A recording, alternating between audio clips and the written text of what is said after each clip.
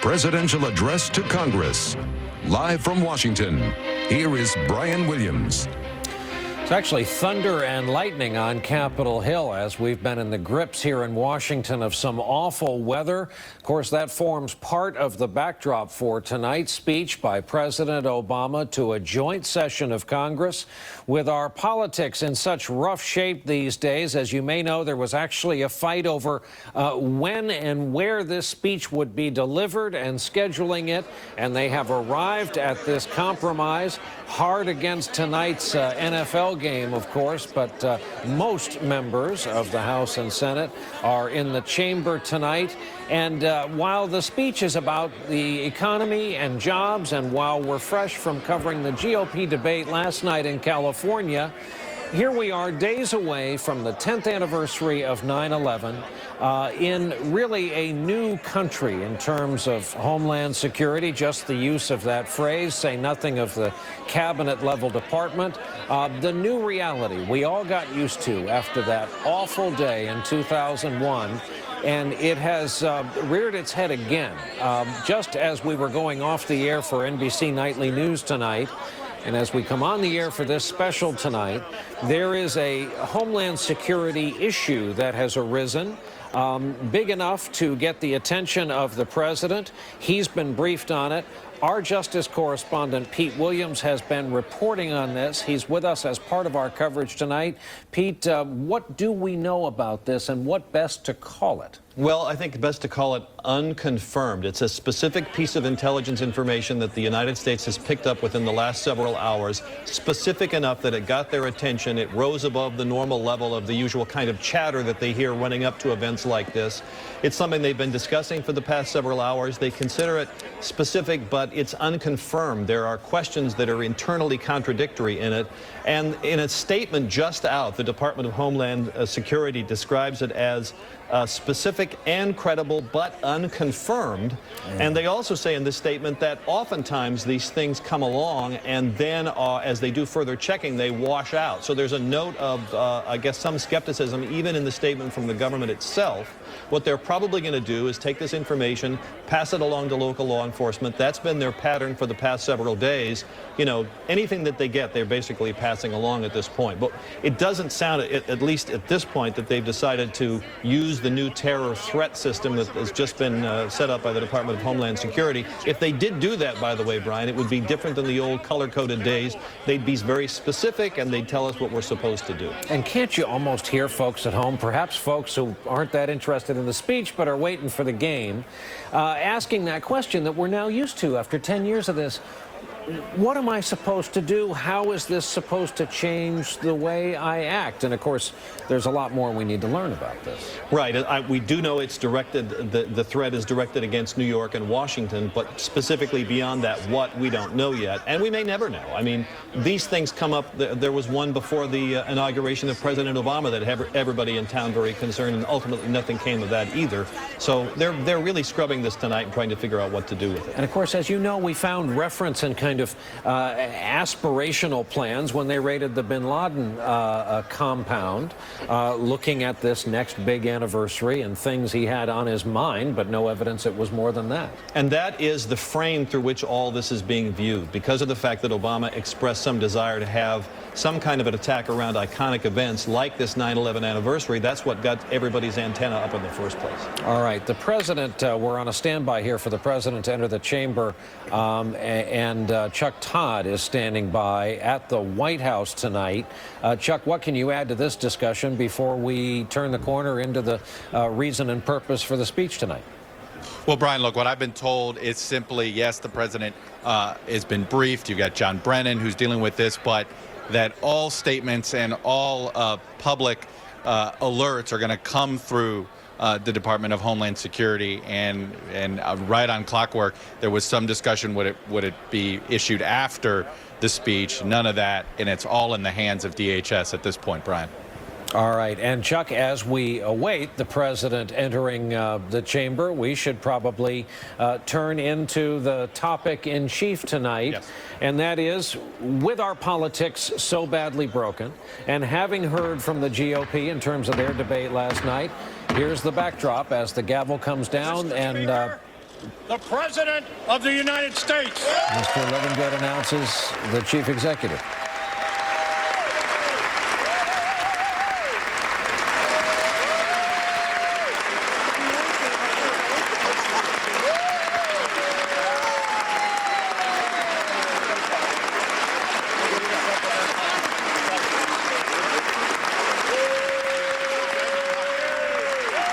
So, Chuck, talk to us about the president's motivation, broad strokes, what he plans to say, what he hopes to get out of this.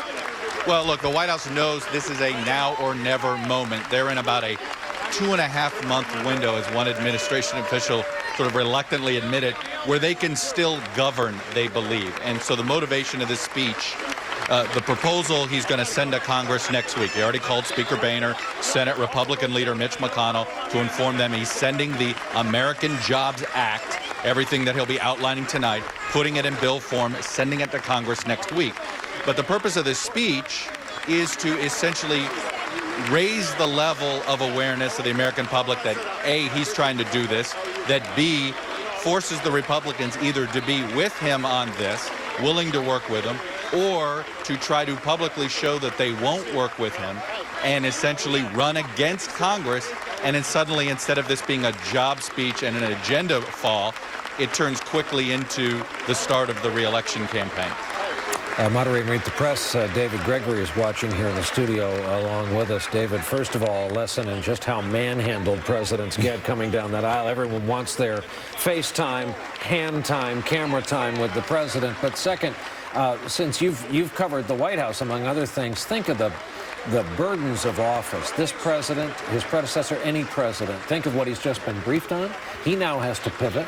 He now has to talk about the economy. The stakes just couldn't be higher. Well, they're huge, and Pete's reporting only underlines what we spent the last decade dealing with and reporting on, which was the reality that the country faces, that there is potential for additional attacks, and the question of vigilance. Against this backdrop, where the country is perhaps facing a double-dip recession, people are not spending, people are saving instead. The housing market is still failing, and you have a financial crisis now in Europe that mirrors what we faced in the United States. This is a big leadership moment now. The president is essentially saying, government can do something here and must do something to try to instill some confidence, to assert leadership.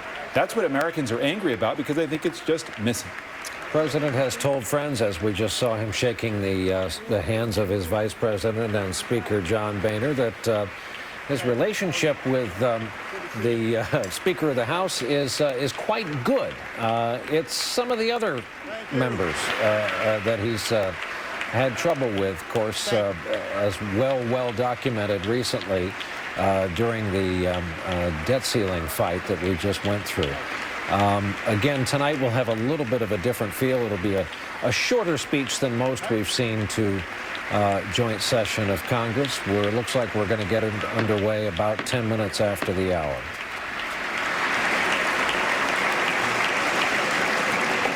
Members of Congress, I have the high privilege and the distinct honor of presenting to you the President of the United States. Thank you.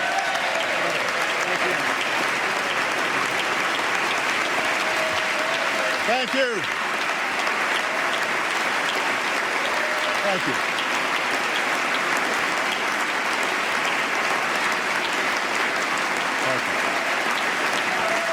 Thank you so much. Everyone, please have a seat. Thank you. Mr. Speaker, Mr. Vice President, members of Congress, and fellow Americans. Tonight, we meet at an urgent time for our country. We continue to face an economic crisis that has left millions of our neighbors jobless, and a political crisis that's made things worse. This past week, reporters have been asking, what will this speech mean for the president? What will it mean for Congress? How will it affect their polls and the next election? But the millions of Americans who are watching right now, they don't care about politics. They have real-life concerns. Many have spent months looking for work. Others are doing their best just to scrape by. giving up nights out with the family to save on gas or make the mortgage, postponing retirement to send a kid to college. These men and women grew up with faith in an America where hard work and responsibility paid off. They believed in a country where everyone gets a fair shake and does their fair share, where if you stepped up, did your job, and were loyal to your company, that loyalty would be rewarded with a decent salary and good benefits. Maybe a raise once in a while. If you did the right thing, you could make it. Anybody could make it in America. And for decades now, Americans have watched that compact erode. They have seen the decks too often stacked against them. And they know that Washington has not always put their interests first. The people of this country work hard to meet their responsibilities. The question tonight is whether we'll meet ours. The question is whether, in the face of an ongoing national crisis, we can stop the political circus and actually do something to help the economy.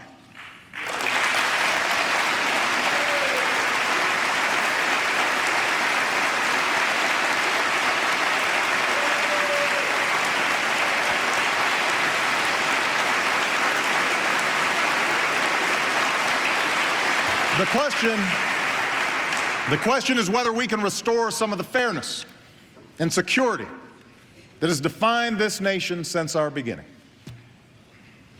Those of us here tonight can't solve all our nation's woes. Ultimately, our recovery will be driven not by Washington, but by our businesses and our workers.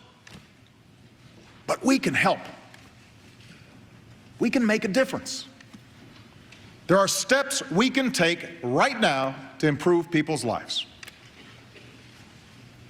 I am sending this Congress a plan that you should pass right away. It's called the American Jobs Act. There should be nothing controversial about this piece of legislation. Everything in here is the kind of proposal that's been supported by both Democrats and Republicans, including many who sit here tonight. And everything in this bill will be paid for. Everything.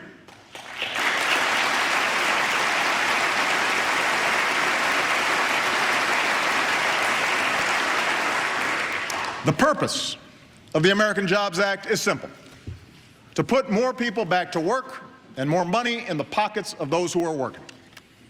It will create more jobs for construction workers, more jobs for teachers, more jobs for veterans, and more jobs for long-term unemployed.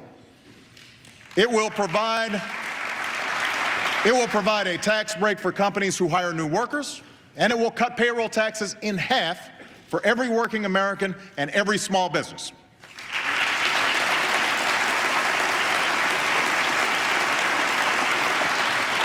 It will provide a jolt to an economy that has stalled and give companies confidence that if they invest and if they hire, there will be customers for their products and services. You should pass this jobs plan right away.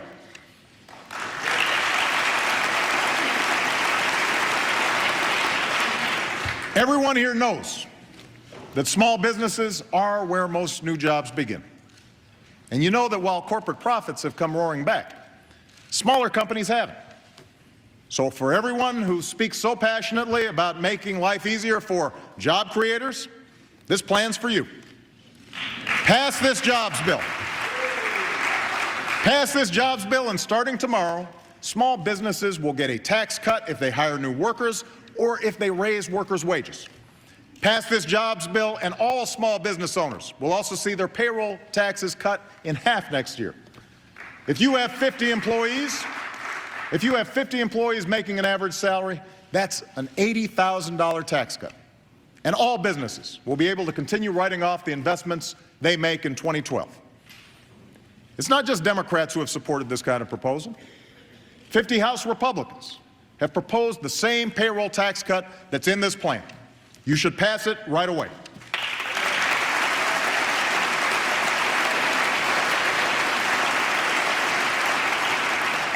Pass this jobs bill and we can put people to work rebuilding America. Everyone here knows we have badly decaying roads and bridges all over the country. Our highways are clogged with traffic. Our skies are the most congested in the world. It's an outrage. Building a world-class transportation system is part of what made us an economic superpower. And now we're going to sit back and watch China build newer airports and faster railroads at a time when millions of unemployed construction workers could build them right here in America?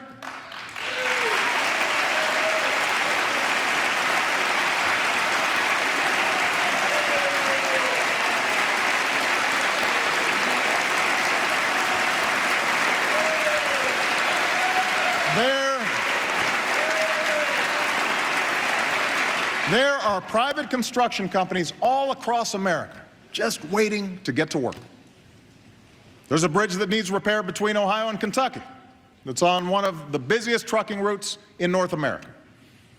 A public transit project in Houston that will help clear up one of the worst areas of traffic in the country. And there are schools throughout this country that desperately need renovating. How can we expect our kids to do their best in places that are literally falling apart? This is America. Every child deserves a great school, and we can give it to them if we act now.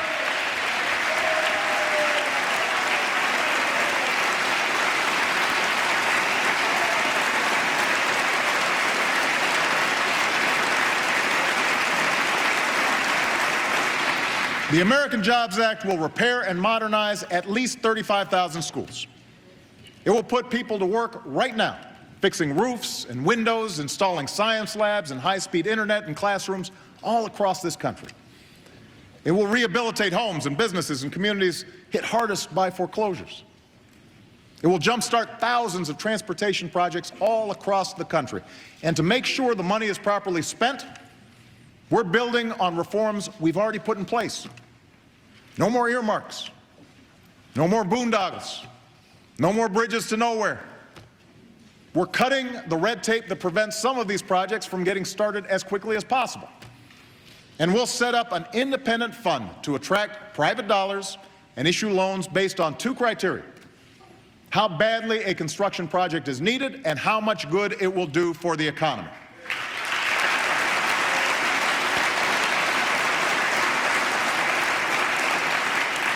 This idea came from a bill written by a Texas Republican and a Massachusetts Democrat. The idea for a big boost in construction is supported by America's largest business organization and America's largest labor organization. It's the kind of proposal that's been supported in the past by Democrats and Republicans alike. You should pass it right away.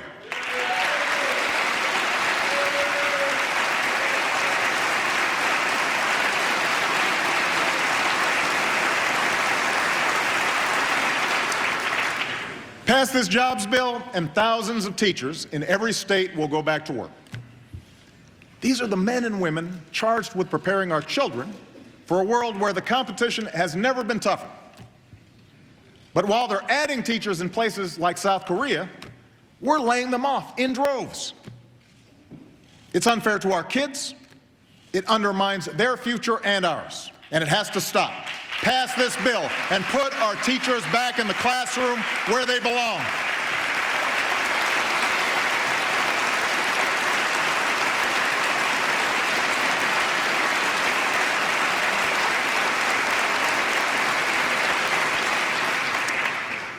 Pass this jobs bill, and companies will get extra tax credits if they hire America's veterans. We ask these men and women to leave their careers, leave their families, risk their lives to fight for our country. The last thing they should have to do is fight for a job when they come home.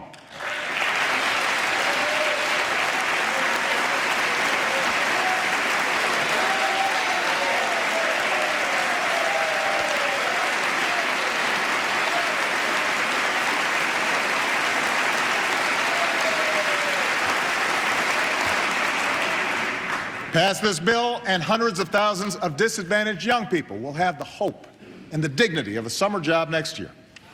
And their parents, low-income Americans who desperately want to work, will have more ladders out of poverty. Pass this jobs bill, and companies will get a $4,000 tax credit if they hire anyone who has spent more than 6 months looking for a job.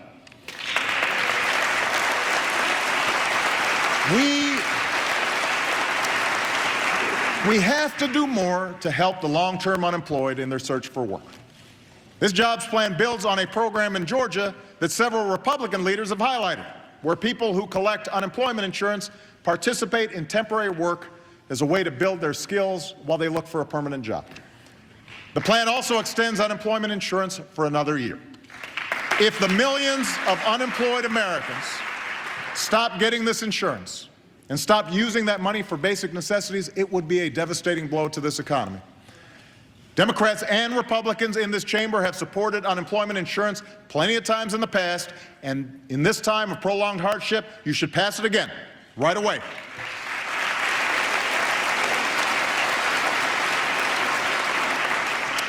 Pass this jobs bill, and the typical working family will get a $1,500 tax cut next year.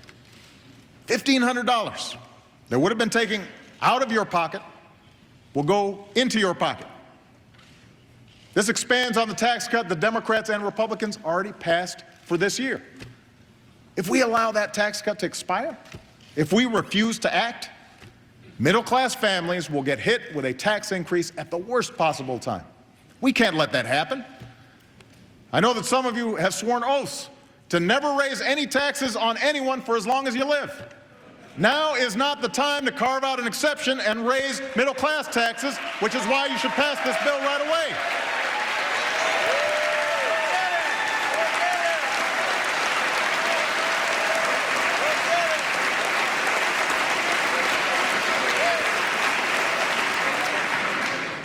This is the American Jobs Act. It'll lead to new jobs for construction workers, for teachers, for veterans, for first responders, young people, and the long-term unemployed. It'll provide tax credits to companies that hire new workers, tax relief to small business owners, and tax cuts for the middle class. And here's the other thing I want the American people to know. The American Jobs Act will not add to the deficit. It will be paid for. And here's how. The agreement we passed in July will cut government spending by about $1 trillion over the next 10 years. It also charges this Congress to come up with an additional $1.5 trillion in savings by Christmas. Tonight, I am asking you to increase that amount so that it covers the full cost of the American Jobs Act. And a week from Monday, I'll be releasing a more ambitious deficit plan, a plan that will not only cover the cost of this jobs bill, but stabilize our debt in the long run.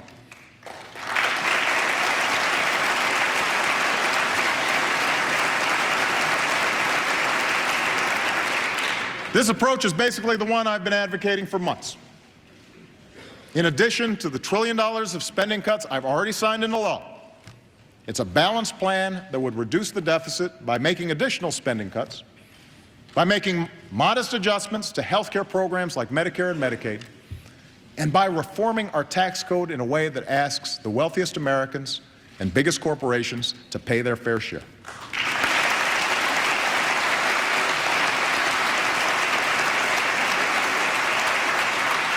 What's more, the spending cuts wouldn't happen so abruptly that they'd be a drag on our economy or prevent us from helping small businesses and middle-class families get back on their feet right away.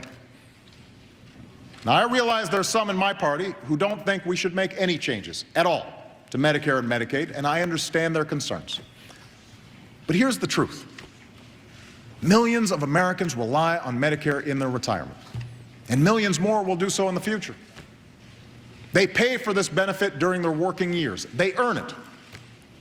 But with an aging population and rising health care costs, we are spending too fast to sustain the program. And if we don't gradually reform the system while protecting current beneficiaries, it won't be there when future retirees need it. We have to reform Medicare to strengthen it. I'm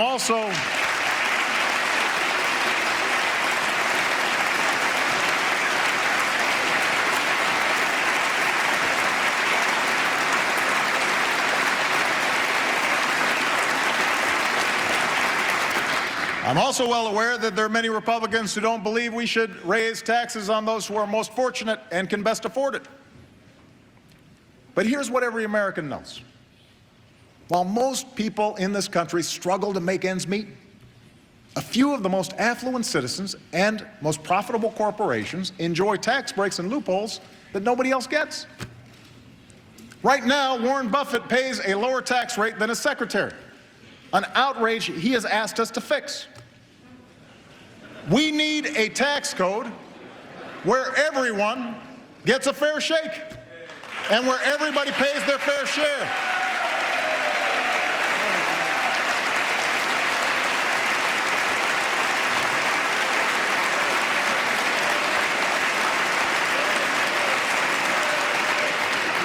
And by the way, I believe the vast majority of wealthy Americans and CEOs are willing to do just that if it helps the economy grow and gets our fiscal house in order. I'll also offer ideas to reform a corporate tax code that stands as a monument to special interest influence in Washington. By eliminating pages of loopholes and deductions, we can lower one of the highest corporate tax rates in the world. Our tax code should not give an advantage to companies that can afford the best connected lobbyists. It should give an advantage to companies that invest and create jobs right here in the United States of America.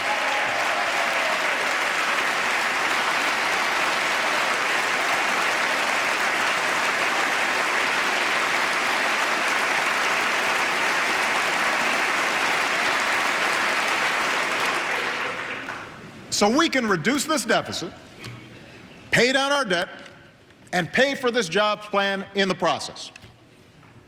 But in order to do this, we have to decide what our priorities are. We have to ask ourselves, what's the best way to grow the economy and create jobs? Should we keep tax loopholes for oil companies? Or should we use that money to give small business owners a tax credit when they hire new workers? Because we can't afford to do both. Should we keep tax breaks for millionaires and billionaires? Or should we put teachers back to work so our kids can graduate ready for college and good jobs? Right now, we can't afford to do both. This isn't political grandstanding. This isn't class warfare. This is simple math. This is simple math. These are real choices. These are real choices that we've got to make, and I'm pretty sure I know what most Americans would choose. It's not even close. And it's time for us to do what's right for our future.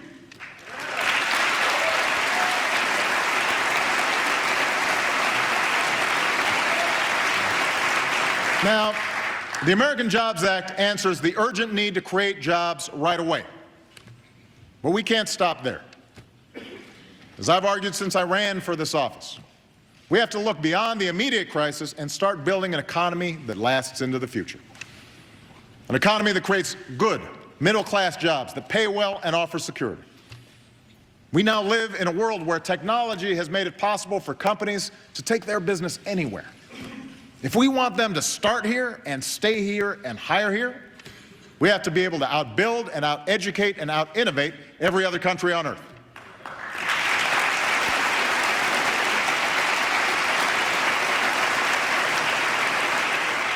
And this task of making America more competitive for the long haul, that's a job for all of us, for government and for private companies, for states and for local communities, and for every American citizen. All of us will have to up our game. All of us will have to change the way we do business.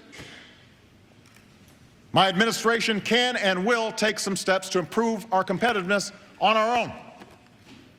For example, if you're a small business owner who has a contract with the federal government, we're going to make sure you get paid a lot faster than you do right now.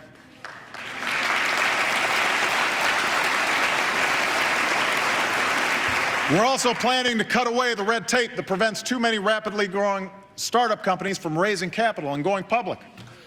And to help responsible homeowners, we're going to work with federal housing agencies to help more people refinance their mortgages at interest rates that are now near 4%. That's a step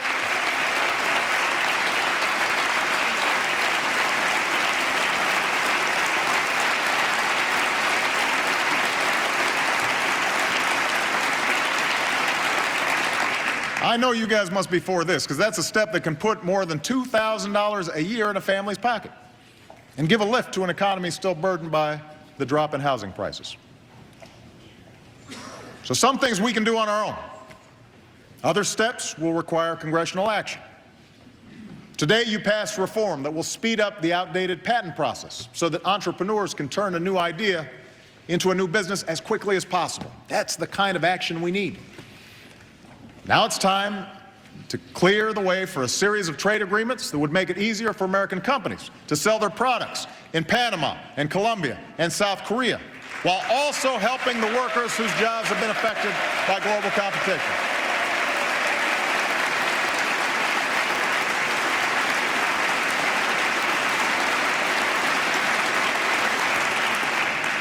If Americans can buy Kias and Hyundais, I want to see folks in South Korea driving Fords and Chevys and Chryslers.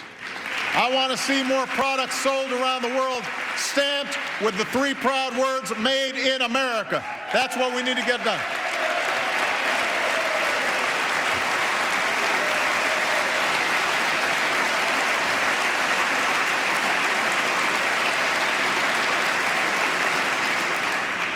And on all of our efforts to strengthen competitiveness, we need to look for ways to work side by side with America's businesses. That's why I brought together a Jobs Council of leaders from different industries who are developing a wide range of new ideas to help companies grow and create jobs. Already we've mobilized business leaders to train 10,000 American engineers a year by providing company internships and training. Other businesses are covering tuition for workers who learn new skills at community colleges. And we're going to make sure the next generation of manufacturing takes root not in China or Europe, but right here in the United States of America.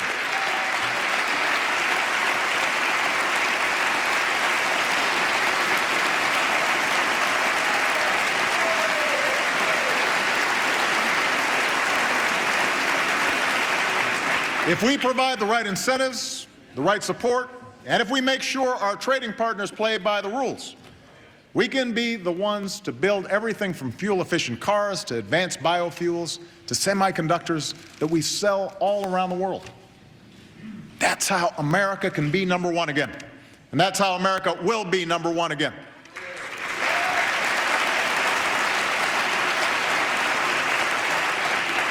Now, I realize that some of you have a different theory on how to grow the economy. Some of you sincerely believe that the only solution to our economic challenges is to simply cut most government spending and eliminate most government regulations.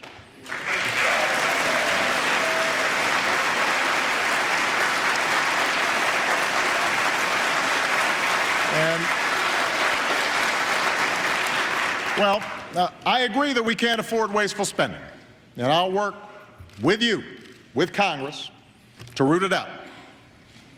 And I agree that there are some rules and regulations that do put an unnecessary burden on businesses at a time when they can least afford it.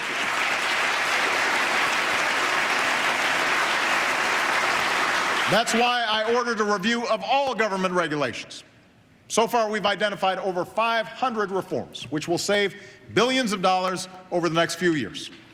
We should have no more regulation than the health, safety, and security of the American people require. Every rule should meet that common sense test.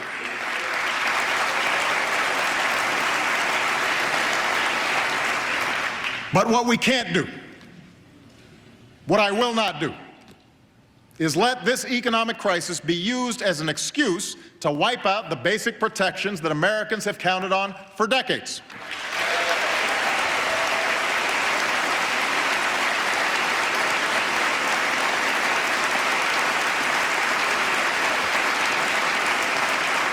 I reject the idea that we need to ask people to choose between their jobs and their safety. I reject the argument that says for the economy to grow, we have to roll back protections that ban hidden fees by credit card companies, or rules that keep our kids from being exposed to mercury, or laws that prevent the health insurance industry from shortchanging patients. I reject the idea that we have to strip away collective bargaining rights to compete in a global economy.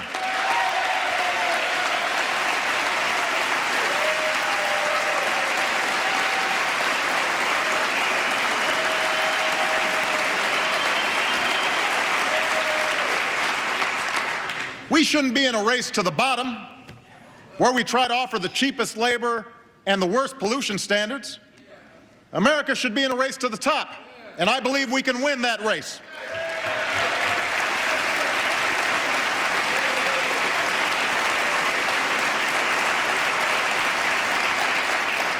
In fact, this larger notion that the only thing we can do to restore prosperity is just dismantle government, refund everybody's money, and let everyone write their own rules and tell everyone they're on their own, that's not who we are. It's not the story of America. Yes, we are rugged individualists. Yes, we are strong and self-reliant. And it has been the drive and initiative of our workers and entrepreneurs that has made this economy the engine and the envy of the world. But there's always been another thread running throughout our history. A belief that we're all connected, and that there's some things we can only do together as a nation. We all remember Abraham Lincoln as the leader who saved our union, founder of the Republican Party. But in the middle of a civil war, he was also a leader who looked to the future. A Republican president who mobilized government to build the Transcontinental Railroad, launched the National Academy of Sciences, set up the first land-grant colleges. And leaders of both parties have followed the example he set. Ask yourselves, where would we be right now if the people who sat here before us decided not to build our highways, not to build our bridges, our dams, our airports? What would this country be like if we had chosen not to spend money on public high schools, or research universities, or community colleges? Millions of returning heroes, including my grandfather, had the opportunity to go to school because of the GI Bill. Where would we be if they hadn't had that chance?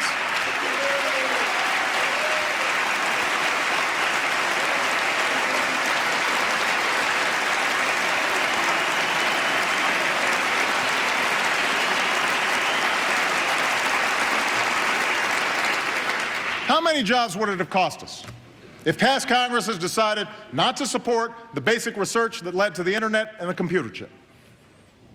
What kind of country would this be if this chamber had voted down Social Security or Medicare just because it violated some rigid idea about what government could or could not do? How many Americans would have suffered as a result? No single individual built America on their own.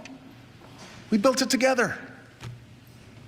We have been and always will be one nation, under God, indivisible, with liberty and justice for all, a nation with responsibilities to ourselves and with responsibilities to one another. And members of Congress, it is time for us to meet our responsibilities.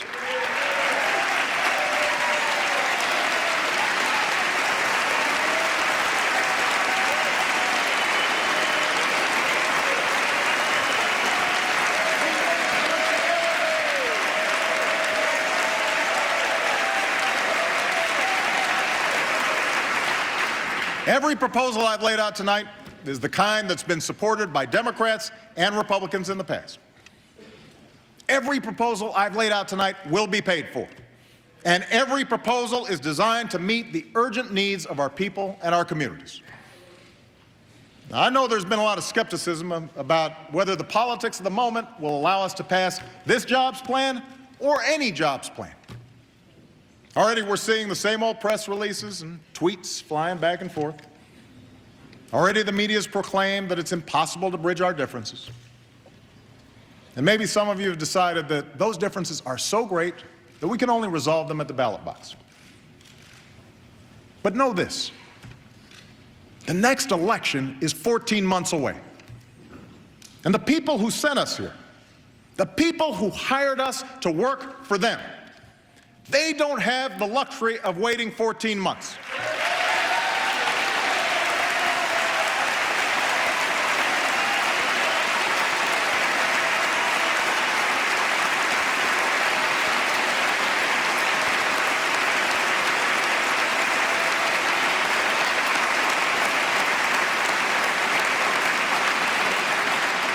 Some of them are living week to week, paycheck to paycheck, even day to day. They need help, and they need it now. Now, I don't pretend that this plan will solve all our problems. It should not be, nor will it be, the last plan of action we propose. What's guided us from the start of this crisis hasn't been the search for a silver bullet. It's been a commitment to stay at it, to be persistent, to keep trying every new idea that works, and listen to every good proposal, no matter which party comes up with it. Regardless of the arguments we've had in the past, regardless of the arguments we will have in the future, this plan is the right thing to do right now. You should pass it, and I intend to take that message to every corner of this country.